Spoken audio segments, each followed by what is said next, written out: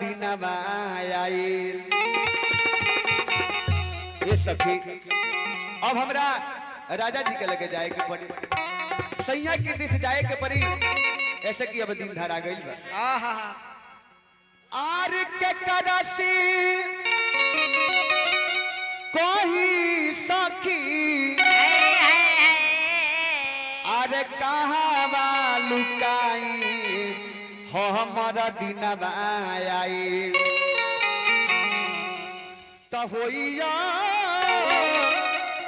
हमारो विदाई हमारे दिन आई। होइया हमारो विदाई हमारा दिन आई।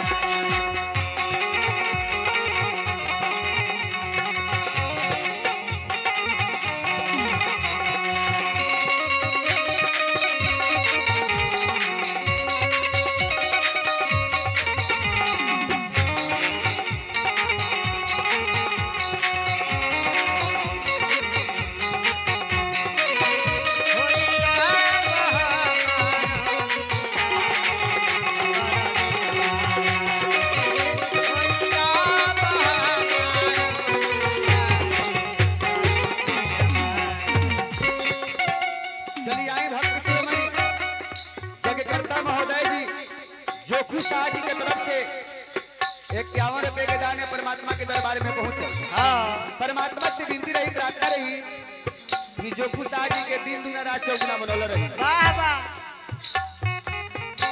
ए रोवतारी माई बहिनी, ए रोवतारे भैया,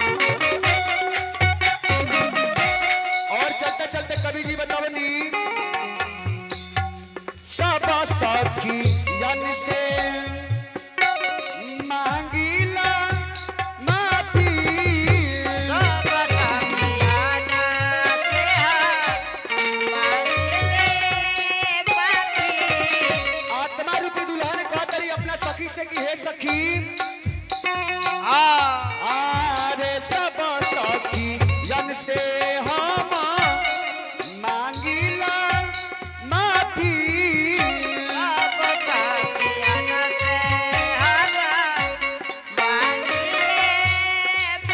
एक खरे खजाना के ले लालूग चाबी ले लालूग चाबी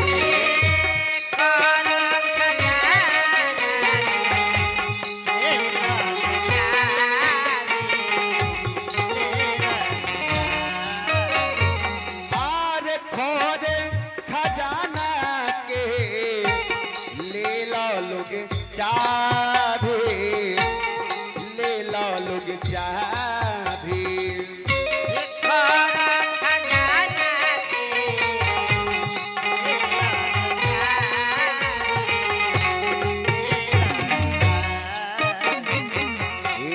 पांडे उमेश